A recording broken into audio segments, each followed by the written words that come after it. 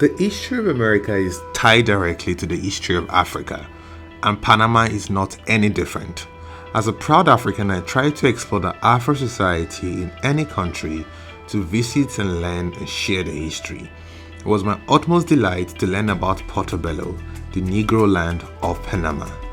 American continent today is made up of the ex-European conquerors, ex-African slaves, as well as the indigenous population, and the new mix that emerged as a result of relations among the three groups.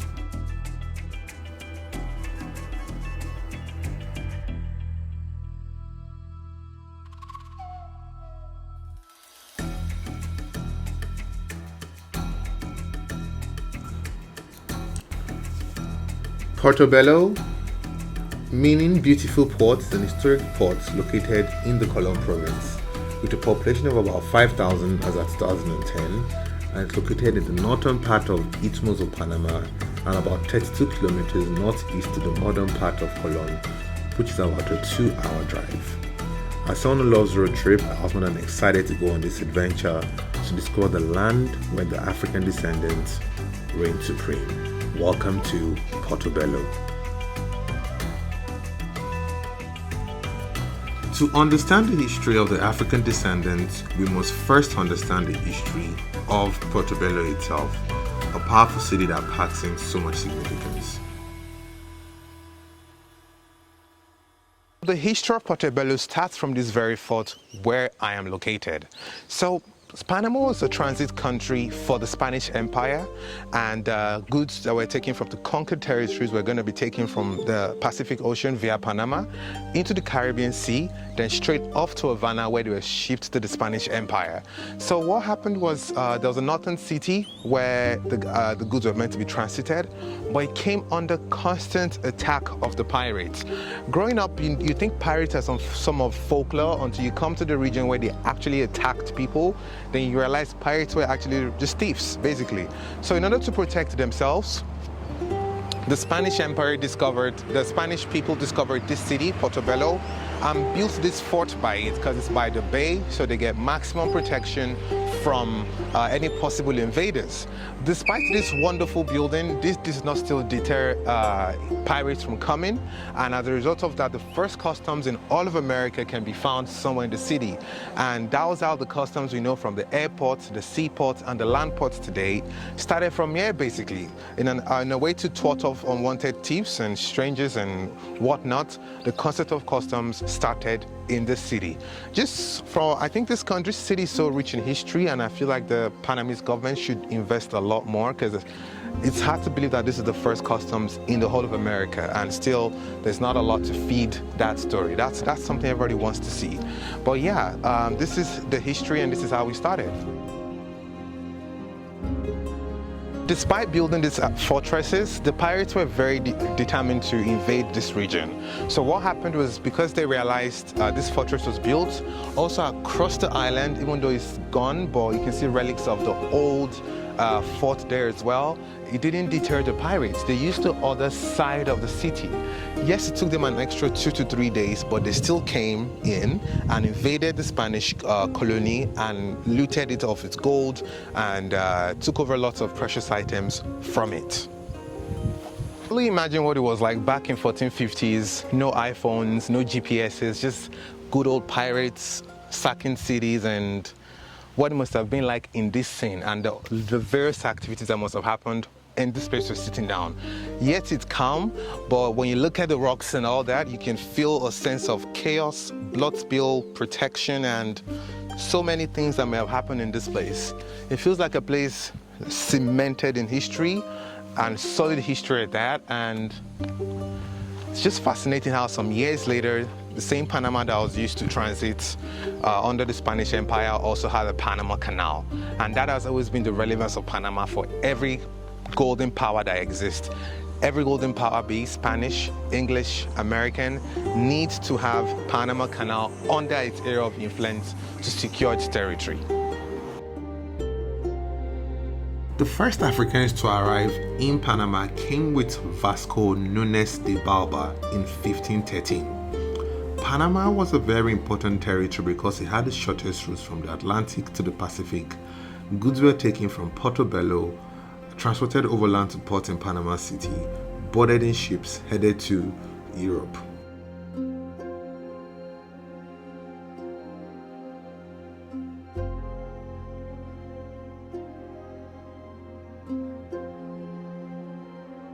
Initially, indigenous populations was used, but due to abusing diseases, the indigenous population was disseminated. Bartolomé de las Casas advocated for getting slaves from Africa, and by 1517, the trade in Africans was underway. Initially, slaves were used to work and maintain ships and ports. It later turned to transporting goods across the isthmus. The transportation of goods was grueling, not only due to the thousands of miles of terrain, but also due to the bad weather and attacks by indigenous people.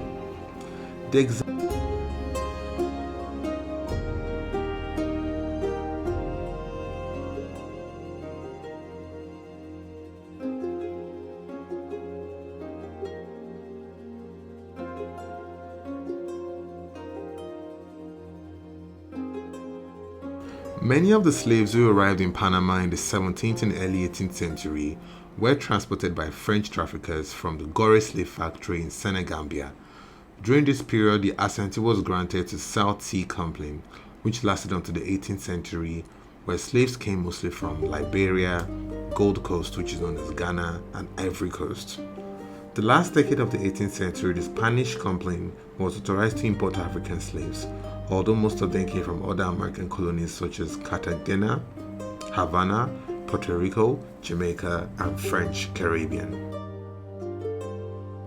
Slaves were used in many functions in the areas of Portobello as well as Panama City. Most worked as domestic servants in the house of their masters, some engaged in the production of textile and dyes, while others were skilled tradesmen, blacksmiths, carpenters, and cobblers. The discovery of gold also saw their use in mining. The strong dependency on the slaves saw an increase in slave population. The black people here embraced Christianity and made a significant change to the church in their community.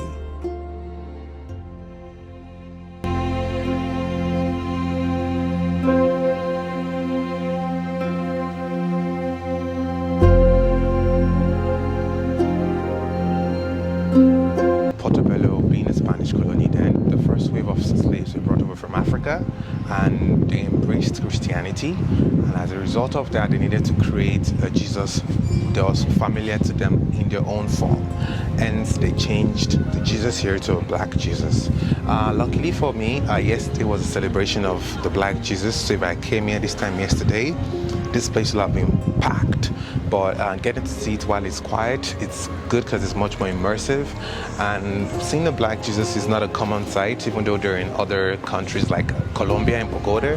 But this is the first time I'm seeing it for myself personally, and I do like it. And considering the history behind it, as I went the second wave of the Africans and the third wave came, they already had something that's familiar among themselves. For them to get accustomed to the city where they're located. I'm just gonna go and see if I can pray directly onto it. I have to go that way, then climb on top of it. I'll let you guys know what the experience is like.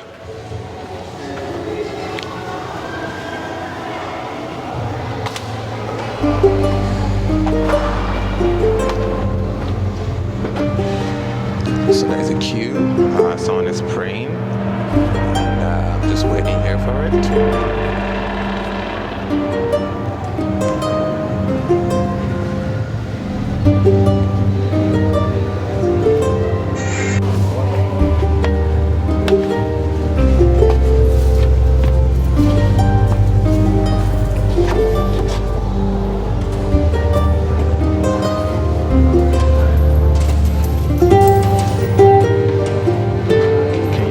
What I prayed for.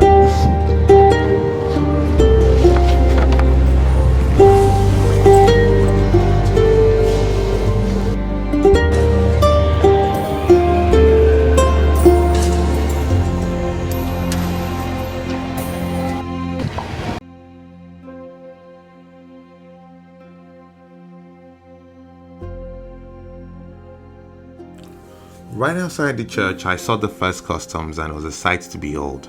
Unfortunately, it was closed due to some reconstructions. For most of the 1600s and 1700s, the Afro-Panamanians outnumbered the white people. In 1610, the population of the city consisted of 548 white men, 303 white women, 156 white children, and 146 mulattoes. Mulattoes are the mixed people. 148 West Indian blacks, and 3,500 African slaves. By 1625, the Afro-Panamanians numbered 12,000, and by 1630, the white Panamanians were outnumbered by 10-to-1 Afro-Panamanians.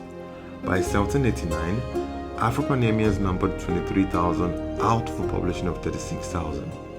Some slaves were able to buy their freedom or were emancipated by their masters. A few free blacks were able to get an education, some became artisans, and a few became lower bureaucrats in the government, and hence the struggle for independence started.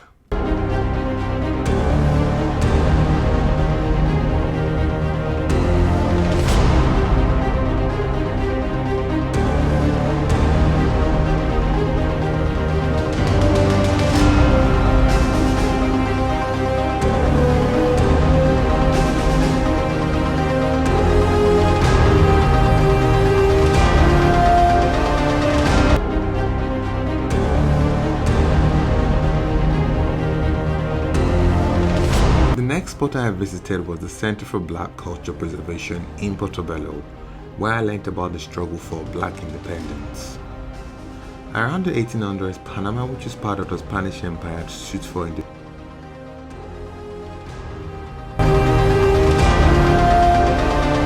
Around the early 1800s, Panama, part of Spain, sued for independence, which they received in 1821.